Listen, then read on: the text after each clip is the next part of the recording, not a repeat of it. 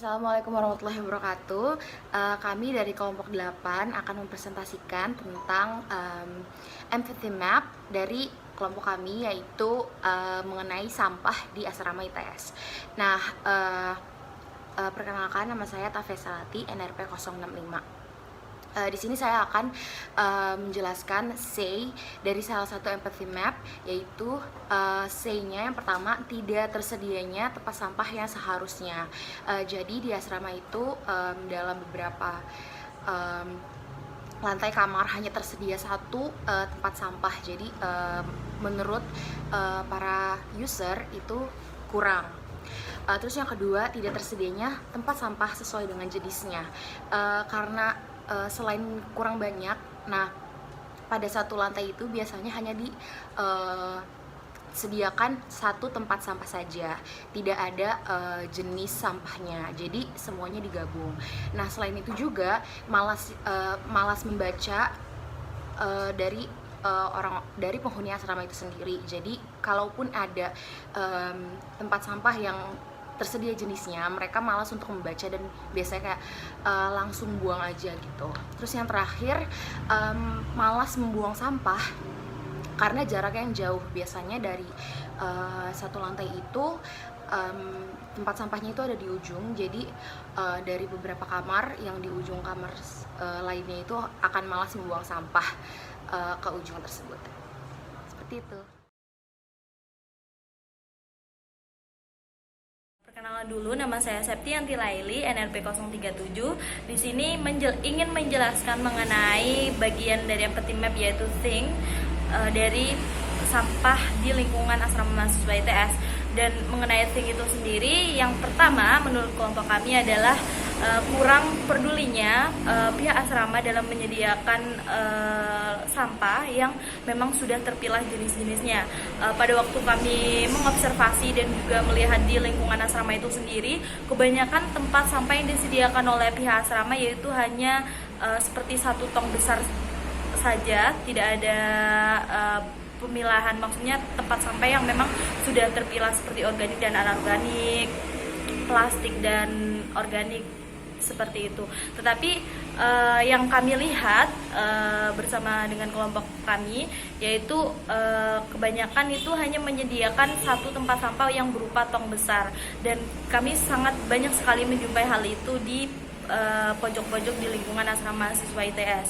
Dan juga yang kedua adalah kurangnya komunikasi antara pengurus asrama, pihak asrama, ataupun petugas kebersihan di lingkungan asrama dengan para mahasiswa yang menginap atau tinggal di lingkungan asrama mahasiswa ITS. Dan juga yang ketiga adalah kurang pedulinya pengurus asrama mengenai kebersihan lingkungan di sekitar asrama mahasiswa ITS.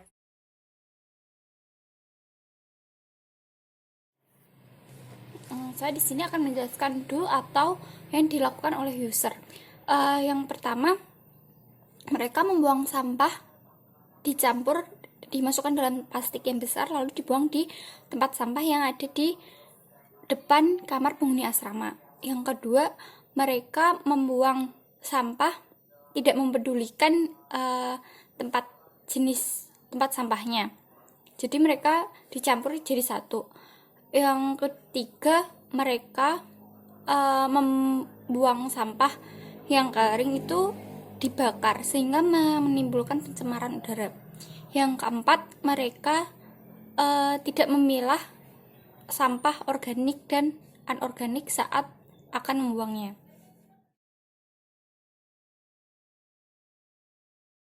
Perkenalkan, nama saya Galwana Nandata, NRP 047. Di sini saya akan menjelaskan tentang feel.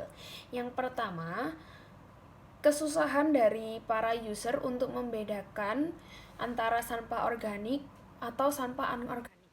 Yang kedua adalah rasa tidak nyaman dari para user dikarenakan tong sampah yang terlalu sedikit menyebabkan sampah yang menumpuk, dan itu menyebabkan bau yang tidak sedap.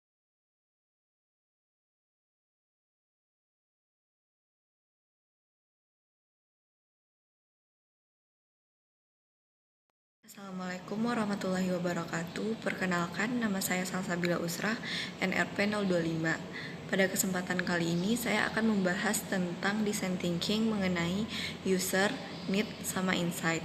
Nah, usernya sendiri yaitu penghuni asrama. Selanjutnya pengurus asrama dan ibu kantin yang setiap harinya memproduksi sampah anorganik dan organik. Kemudian mereka membutuhkan need yaitu smart bin dengan sensor yang dapat memilah sampah secara otomatis. Sehingga insight-nya yang patut digarisbawahi yaitu dapat mempermudah pekerjaan mereka saat membuang sampah, sehingga tidak perlu repot memilah sampah sendiri. Kemudian mereka membutuhkannya karena tidak tersedianya kuantitas tempat sampah yang sebanding dengan jumlah penghuni asrama. Sekian dari kelompok kami. Assalamualaikum warahmatullahi wabarakatuh.